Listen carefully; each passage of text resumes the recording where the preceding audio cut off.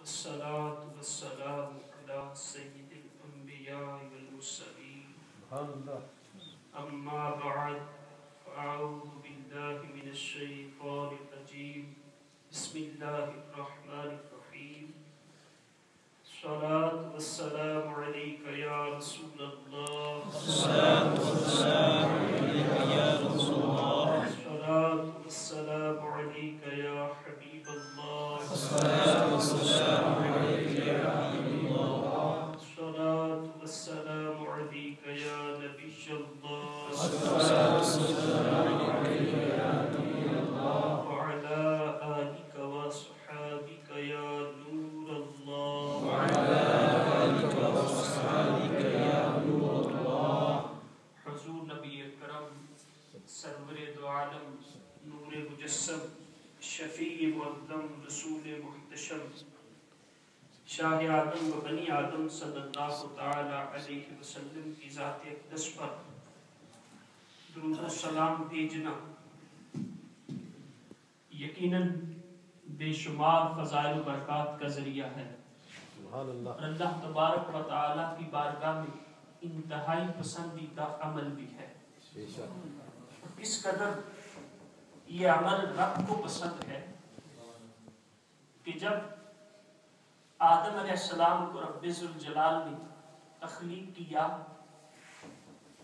تو آپ کی رگ سے پسلی سے حضرت حوا رضی اللہ تعالی عنہا کو پیدا کیا، تو جب آدم علیہ السلام نے ان کو دیکھا تو ان کی طرف ہاتھ بڑھایا تو رب ذوالجلال نے فرمایا کہ نہیں آدم تمہیں اجازت نہیں ہے، اس کے لیے پہلے میرے محبوب پر درود پڑھو۔ بعض روایتوں میں فرمایا کہ 3 مرتبہ درود پڑھو اور بعض روایتوں میں فرمایا کہ 20 مرتبہ درود پڑھو۔ آدم علیہ السلام نے درود پڑھا، پھر آپ کے لیے وہ جائز ہوا ان کو چھونا۔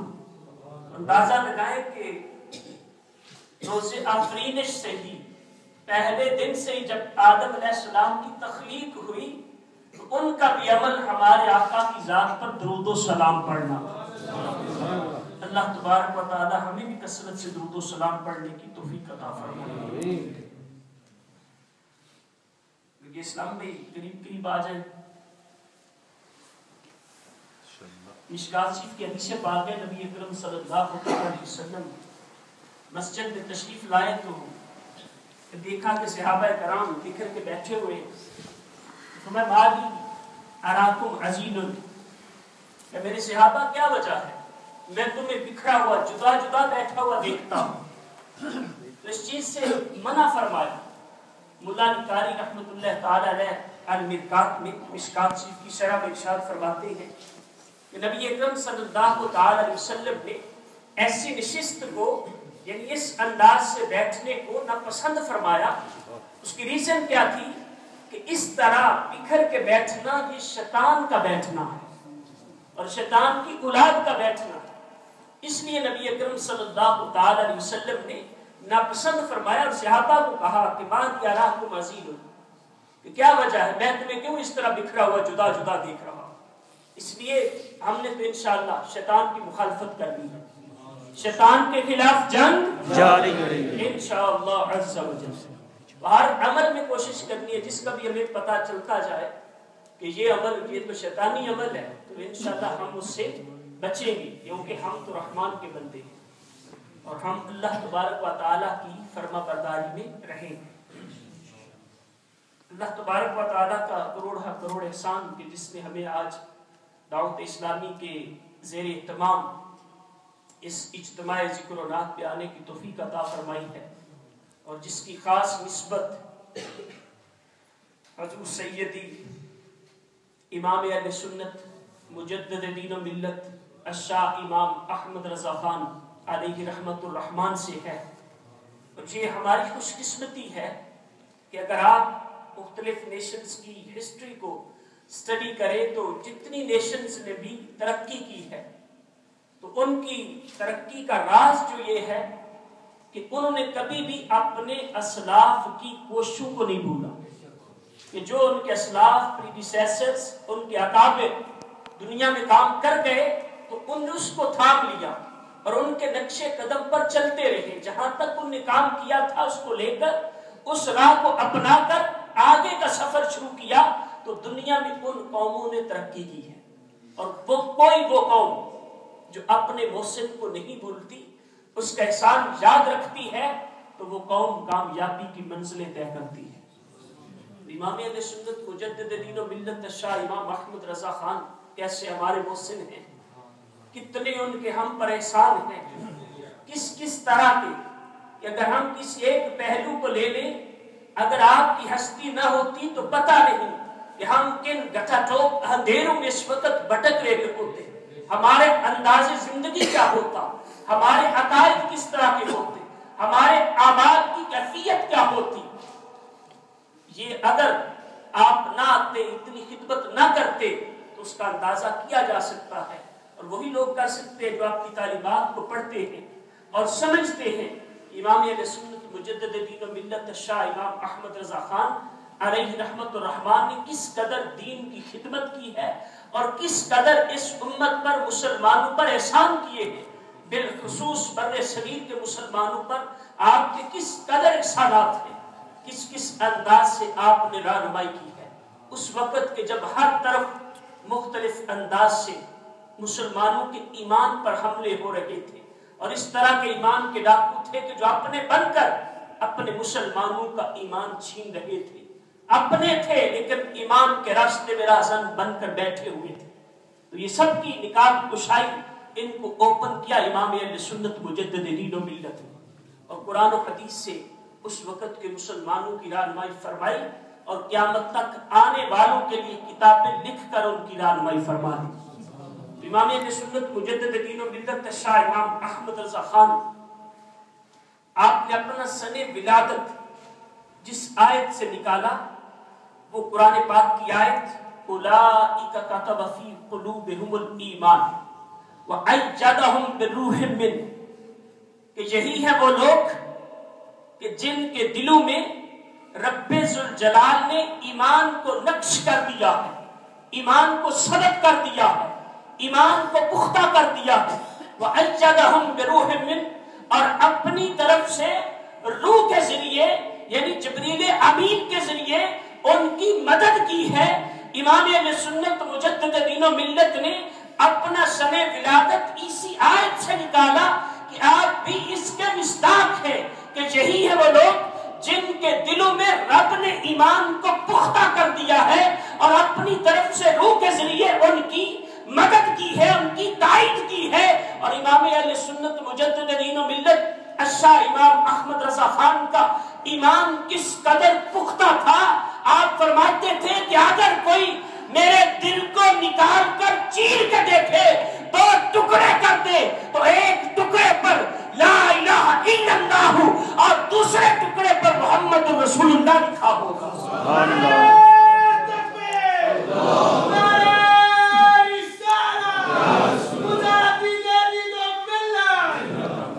امام اہل سنت مجدد دین و ملت شاہ امام احمد رضا خان کہ جن کے ایمان کی کیفیت یہ تھی کہ اعلان کرتے تھے کہ میرے دل کے ٹکڑے کر کے بھی دیکھو تو یہی کلمہ طیبہ نقش ہوگا۔ امام اہل سنت مجدد دین و ملت پہلے دن ہی سے آپ کا انداز باقی بچوں سے مختلف تھا۔ چند سال کی عمر میں جب آپ کے گھر میں آپ کو روزہ رکھوانے کی تقریب ہوتی ہے، اس وقت یہ انداز تھا، کاش اب بھی ہو گھروں میں یہ انداز کہ بچہ جب کچھ تھوڑا بہت سمجھ والا ہو جائے تو اس کو کوشش کرتے تھے کہ اب اس کو اعمال سکھائے جائیں۔ آپ کے لیے جب روزہ رکھوانے کی تقریب ہوئی، آپ کو روزہ رکھوایا گیا، تو جب دوپہر کا وقت ہوا آپ کے والد گرامی آپ کو لے کر کچن میں گئے اور وہاں جا کر کہا کہ بیٹا اب تم کچھ کھا پی لو، میں نے دروازہ بند کر دیا ہے۔ تو آپ کہنے لگی ابا جان میرا تو روزہ ہے۔ تو آپ کے والد محترم کہتے ہیں بچوں کیسے ہی روزہ ہوتا ہے، تم کھا لو، تمہارا روزہ ٹھیک ہے، ایسے ہی ہوتا ہے بچوں کا روزہ، کچھ کھا پی لو، میں نے دروازہ بند کر دیا ہے، کوئی نہیں دیکھ رہا۔ چند سال کی عمر ہے۔ امام اہل سنت کا جواب سنیے، اپنے والد محترم کو کہنے لگے کہ ابا جان کوئی تو نہیں دیکھ رہا، لیکن جس کے لیے روزہ رکھا ہے وہ تو دیکھ رہا ہے۔ چند سال کی عمر میں جس کے خوف خدا کا یہ عالم ہے، تو اس کی جوانی کا عالم کیا ہوگا؟ کس قدر رب ذوالجلال نے پہلے دن ہی سے ان کے اندر ایسی چیز رکھ دی تھی، اپنا خوف بھی، اپنے محبوب کی محبت بھی، اور اس قدر ان کو صلابت رائے عطا کی تھی، اور اس قدر ذہانت، اس قدر ان کو عقل و فراست عطا کی تھی کہ ابھی 6 سال کی عمر ہے امام اہل سنت کی، 6 سال کی عمر، 6 سال کی عمر میں تو بچے کو صحیح بولنا بھی نہیں آتا، صحیح بات نہیں کر پاتے، اور امام اہل سنت نے 6 سال کی عمر میں میلاد النبی کے موضوع پر 2 گھنٹے تقریر کی، 2 hours امام اہل سنت نے سپیچ کی، 2 گھنٹے میلاد النبی کے موضوع پر، اور 8 سال کی عمر ہوتی ہے۔ 8 سال کی کتنی عمر ہے؟ سب کے گھروں میں بچے سمجھتے ہیں۔ 8 سال کی عمر میں درس نظامی کی کتاب ہدایت النحو، اس کا عربی حاشیہ لکھ ڈالا، اور 14 سال کی عمر مکمل نہیں ہونے پائی، ابھی 13 سال 4 ماہ کچھ دنوں کی عمر ہے، اور آپ نے پہلا فتویٰ بھی لکھ دیا، پہلا فتویٰ لکھ دیا۔ اور جب آپ کے والد محترم نے آپ کو فتویٰ دیکھا تو اسی دن سے کہا بیٹا آج کے بعد مسند افتاء آپ کے سپرد ہے، تم ہی اس کے رئیس ہو، تم ہی فتوے لکھا کرو گے، تم ہی چیک کرو گے۔ 14 سال کی عمر نہیں ہوئی، مسند افتاء کے وارث بن گئے۔ امام اہل سنت کو رب ذوالجلال نے کیسا علم کا سمندر عطا کیا تھا، بلکہ ایک علم کی تو بات ہی نہیں، کتنے علوم عطا کیے تھے، کسی ایک علم میں نہیں۔ اگر آج بھی امام اہل سنت کی کتب کا مطالعہ کیا جائے تو علماء نے لکھا ہے کہ اس وقت تو 55 علوم تھے، لیکن پھر 72، اور اگر اس دور میں دیکھیں کہ جتنے علوم آپ کی کتابوں سے بنتے ہیں اور ان کی جتنی برانچز بن چکی ہیں تو یہ 200 سے بھی ایکسٹرا ہے، 200 سے بھی زائد۔ اگر ان کی ڈویژن آگے کی جائے جس طرح اس وقت ہے تو 200 سے بھی زائد علوم بنتے ہیں۔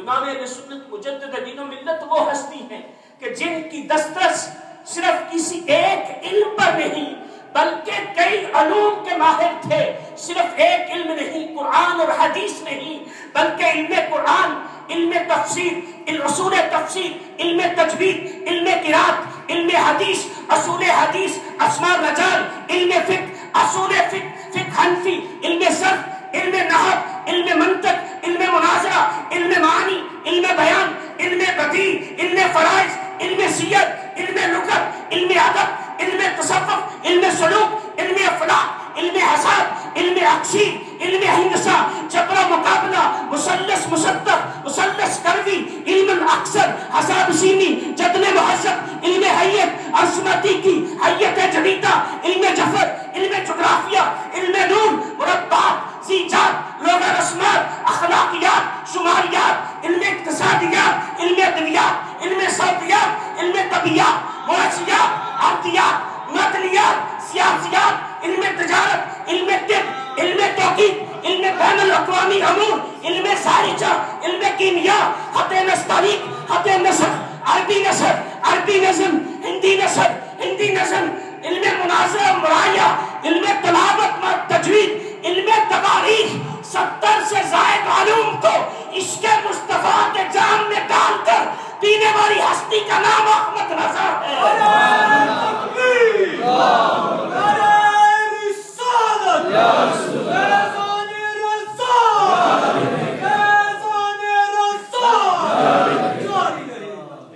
امام اہل سنت مجدد دین و ملت، آپ کے تو علم ہی گننے ہوں تو ہماری سانسیں پھوٹ جاتی ہیں۔ اور وہ صرف شاعر نہیں تھے، اتنے علوم کے ماہر تھے، اور اتنے علوم میں آپ نے کتابیں لکھی ہیں باقاعدہ جو مارکیٹ میں دستیاب ہیں، کتنے علوم میں آپ نے دین کی خدمت کی ہے، اور کوئی علم بھی کوئی ایک علم بھی آپ نے دنیاوی کاموں کے لیے استعمال نہیں کیا، کوئی ایک علم بھی صرف اور صرف دین کی خدمت کے لیے۔ امام اہل سنت مجدد دین و ملت الشاہ امام احمد رضا خان وہ ہستی ہیں، اور 20 سال کی عمر ہوتی ہے، آپ کے والد محترم آپ کو لے کر اپنے پیر خانے میں حاضر ہوتے ہیں مرحرہ شریف سید آل رسول کی بارگاہ میں اور پیش کرتے ہیں کہ حضور میرے بیٹے کو بھی قبول کر لیجئے۔ سید آل رسول امام اہل سنت کو لے کر ایک کمرے میں داخل ہوتے ہیں اور اسی کمرے میں سب کچھ عطا کر دیتے ہیں، جتنی خلافتیں جتنے سلاسل ان کے پاس تھی سارا فیض دے دیا۔ جب باہر نکلے تو انداز یہ تھا کہ پیر اور مرید کی شکل بالکل ایک جیسی تھی، سید آل رسول اور امام اہل سنت کی شکل بالکل ایک جیسی، فرق صرف یہ تھا کہ امام اہل سنت کی داڑھی سیاہ تھی اور آپ کے پیر و مرشد کی داڑھی سفید تھی، صرف اس سے پہچان ہو رہی تھی۔ تو اس قدر عطائیں کی تو لوگوں نے آپ کے پیر صاحب سے پوچھا کیا وجہ ہے؟ آپ کے پاس تو جو بھی آتا ہے آپ تو کتنا عرصہ اس سے مجاہدات کرواتے ہیں، ریاستیں کرواتے ہیں، پھر جا کر اسے کچھ دیتے ہیں، اسے نوازتے ہیں۔ آپ نے پہلے دن احمد رضا آیا اسے ساری خلافتیں دے دی، سب کچھ عطا کر دیا، تو آپ کہنے لگے کہ لوگ آتے ہیں مجھے ان کے تزکیہ نفس کرنا پڑتا ہے، ریاستیں مجاہدات کروانے پڑتے ہیں، اور احمد رضا تو سب کچھ صاف لے کر آیا۔ بلکہ فرمانے لگے کہ یہی نہیں بلکہ میں تو آج تک پریشان تھا کہ اگر کل بروز قیامت میرے رب نے مجھ سے پوچھ لیا کہ آل رسول بتا میرے لیے کیا لایا ہے، تو میں پریشان تھا کیا جواب دوں گا۔ آج مجھے وہ جواب بھی مل گیا ہے کہ اگر بروز محشر رب ذوالجلال نے فرمایا آل رسول بتا میرے لیے کیا لایا ہے، تو میں کہوں گا مولا احمد رضا کو لایا۔ تو دیکھیں پیر و مرشد اس انداز سے فخر کر رہے، اپنے مرید پر پیر اس انداز کا فخر کر رہا ہے، اور مرید کی ایج کتنی ہے؟ 20 سال، ابھی 20 سال کے ہیں۔ تو 20 سال کی عمر میں جن پر اتنی عطائیں ہیں، جن کا پیر ان پر اتنا راضی ہے، اور اپنی آخرت کا معاشر کے دن کے جو سوال کا ڈر ہے اس کا جواب مل گیا پیر کو، تو اس مرید کی شان کتنی اعلیٰ۔ میرے پیارے اور محترم اسلامی بھائیوں، امام اہل سنت مجدد دین و ملت شاہ امام احمد رضا خان، اور آپ کو رب ذوالجلال نے کیسا قوت حافظہ عطا فرمایا تھا۔ آپ کے خلفاء صدر الشریعہ امجد الیازمی رحمت اللہ تعالی علیہ، ملک العلماء ظفر الدین بہاری رحمت اللہ تعالی علیہ، سید نعیم الدین مراد آبادی رحمت اللہ تعالی علیہ اس انداز سے نقل فرماتے ہیں کہ کبھی بھی کوئی سوال بھی آیا آپ کی بارگاہ میں تو آپ نے یہ نہیں کہا کہ مجھے یہ کتاب دیجئے، فلاں کتاب نکال کے دیجئے لکھنے، بلکہ اگر وہ سوال کرتے آپ لکھوانا شروع کر دیتے، فرماتے یہ لکھو اس کا جواب یہ ہے، اور اس کی تائید میں جزیہ فتاوی شامی کی جلد نمبر یہ ہے، پیج نمبر یہ ہے، اور اس کی لائن نمبر یہ ہے۔ کہتے ہیں کہ جب ہم وہ نکال کر وہ جلد باہر نکال کر دیکھتے تو اسی لائن میں وہی لفظ موجود ہوتے۔ یعنی یہ امام اہل سنت مجدد دین و ملت شاہ امام احمد رضا خان کو رب ذوالجلال نے قوت حافظہ عطا فرمائی تھی، اور آپ نے قرآن حفظ بھی کس انداز سے کیا تھا کہ لوگ آپ کو جب لیٹر لکھتے تو حافظ لکھتے تھے، تو آپ نے ایک دفعہ صدر الشریعہ کو کہا کہ امجد علی یہ لوگ مجھے حافظ سمجھتے ہیں اور میں نے ابھی حفظ تو کیا نہیں، اب ان کا یہ لکھنا یہ درست نہیں ہے، تو کیوں نہ ایسا ہو کہ میں سوچ رہا ہوں قرآن حفظ کروں۔ اور کہا کہ امجد علی ایسا کرو، آج رمضان شروع ہو رہا ہے تو جب عشاء کی اذان ہو جائے تو میرے پاس آ جایا کرو، اور عشاء کی جماعت تک مجھے ایک پارہ پڑھ کے سنا دیا کرو۔ امجد علی ہاشمی حاضر ہوتے، عشاء کی اذان کے بعد ایک پارے کی تلاوت کرتے، جماعت تک ایک پارے کی تلاوت، اور وہی پارہ امام اہل سنت تراویح میں سنا دیا کرتے۔ تو 30 دن میں آپ نے 30 پارے اس انداز سے حفظ کیے ہیں کہ روزانہ تقریباً 15 منٹس کا ڈیوریشن تھا، 15 منٹ میں تو یہ 7 گھنٹے 20 منٹ تقریباً بنتے ہیں۔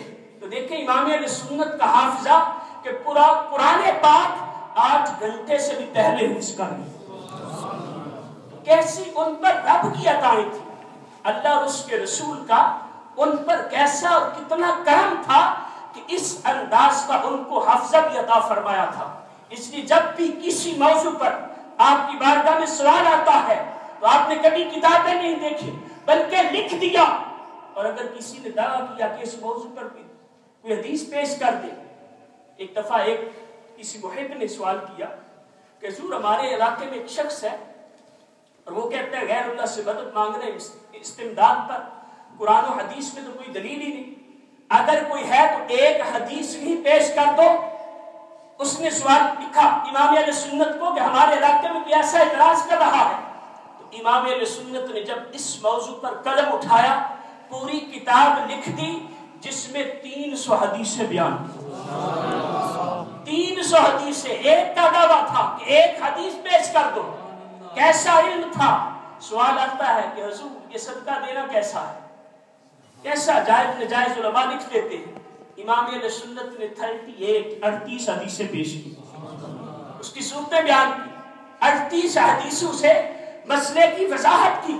پھر ایک علاقے میں اس طرح کا شوشہ کسی نے چھوڑا کہ آپ کہتے ہیں امام الانبیاء سید الانبیاء سید الرسل کہ ہمارے آقا صلی اللہ تعالی علیہ وسلم سارے رسولوں کے سردار ہیں, سارے رسولوں کے امام ہیں.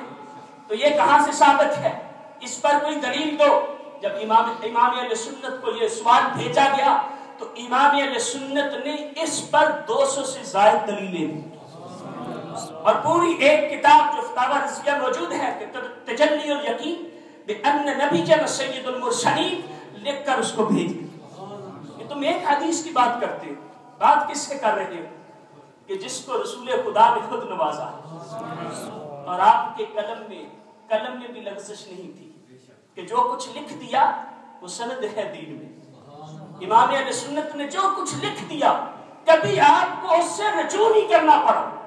یعنی آپ ان علماء میں سے تھے کہ جن کے قلم کو بھی رب نے لغزش سے محفوظ رکھا. وہ کیوں نہ محفوظ ہوتا. میاں شیر محمد شرق شریف والے اتنی عظیم ہستی, ان کو آقا کونین کی زیارت ہوئی, بلکہ حضور غوث پاک رضی اللہ تعالیٰ کی زیارت ہوئی. حضور غوث پاک سے پوچھا کہ علی جان اس وقت آپ کا نائب کون ہے دنیا. تو حضور غوث پاک نے فرمایا بریلی میں احمد رضا. میاں شیر محمد خود اتنے بڑے بزرگ تھے, صبح اٹھے اپنے مریدوں کو کہا کہ بریلی شریف چلنے کی تیاری کرو. انہوں نے کہا کیا وجہ ہے, کہا احمد رضا کو ملنا ہے. کہ اتنے بڑے شیخ ہیں ان کو پیغام بھیج دے. کہا تم نہیں سمجھتے جو میں جانتا ہوں, ان کو ملنے جانا ہے. تیاری کر لی. جب ادھر سے میاں شیر محمد تیاری کر رہے ہیں ادھر امام اہل سنت اپنے مریدوں کو کہہ رہے ہیں انتظام کرو شیر پنجاب آ رہا. اور بعض کتاب میں شیخ پنجاب آ رہا کہ سارے پنجاب کے شیوخ کا بڑا شیخ, یعنی اتنی عظمت والے تھے میاں شیر محمد رحمت اللہ تعالی علیہ. فرمایا وہ آ رہے ہیں. جب وہاں پہنچے تو امام اہل سنت نے آگے بڑھ کر استقبال کیا, بالا خانے میں ان کو ٹھہرایا, 3 دن تک رہے. واپس آئے, مریدوں نے پوچھا کیا لیجا بتائیے آپ بڑی خواہش سے شوق سے ملنے کے لیے گئے تھے, کیا دیکھا ہے. تو میاں شیر محمد کہتے ہیں فقط اتنا دیکھا ہے کہ ایک پردہ ہے, پردے کے ایک طرف مصطفیٰ کریم ہے, دوسری طرف احمد رضا ہے. جو آقا لکھواتے ہیں احمد رضا وہی لکھتے جاتے ہیں. تو ان کے قلم میں لغزش کیسے آ سکتی ہے, وہ غلط کیسے لکھ سکتے ہیں کہ جن پر ہر وقت آقا کونین کا سایہ تھا.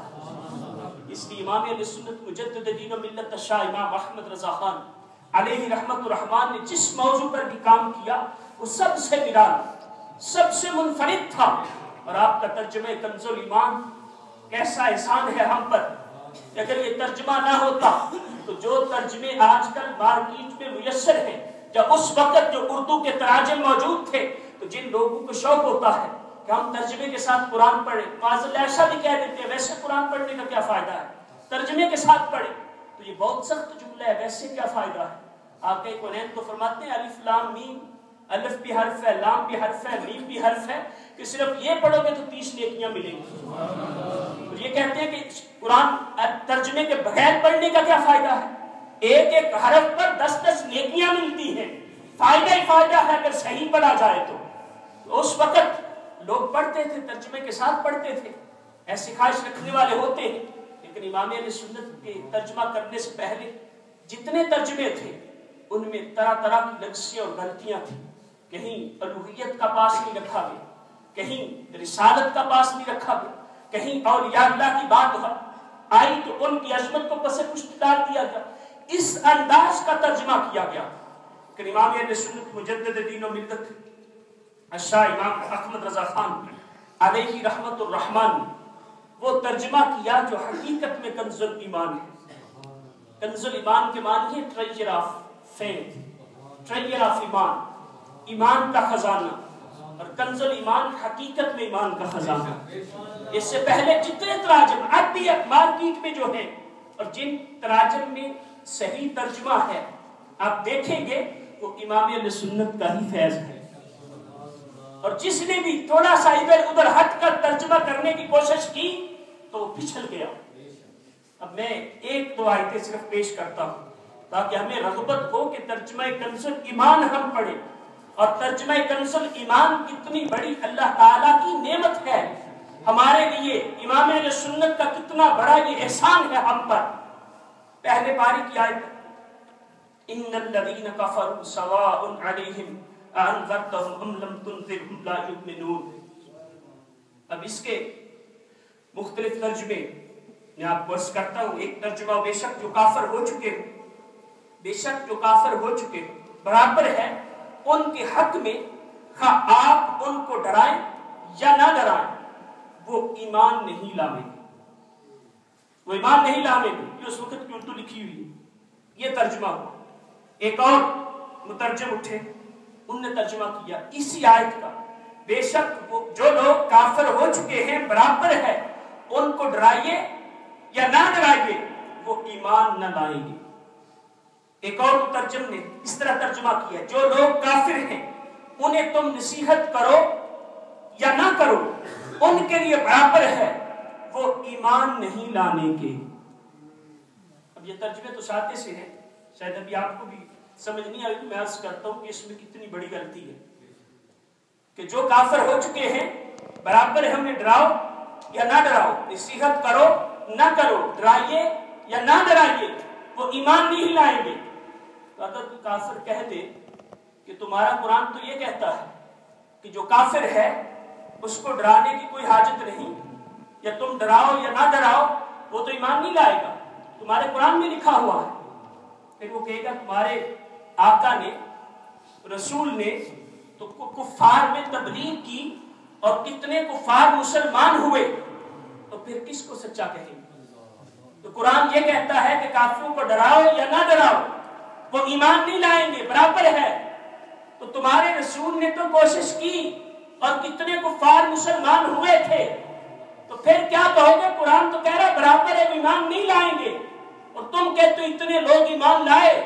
یا آج ہم تبلیغ کرتے ہیں, لوگوں کو دعوت دیتے ہیں, غیر مسلموں کو دعوت دیتے ہیں, جو مسلمان ان کو کوئی غیر مسلم کہہ دے کہ تم تو دعوت دے رہے ہو ہم غیر مسلم ہیں, تو آپ تمہارا قرآن کہتا ہے کہ ان کو ڈراؤ نہ ڈراؤ, دعوت دو نہ دو, نصیحت کرو یا نہ کرو برابر ہے ایمان نہیں لائیں گے. کتنا بڑا اعتراض ہے قرآن پر, کتنا بڑا. کیا جواب دیں گے جو ایسا کہہ دے, اس کو کیا جواب دیں گے؟ اسے امام اہل سنت کا ترجمہ سنیے.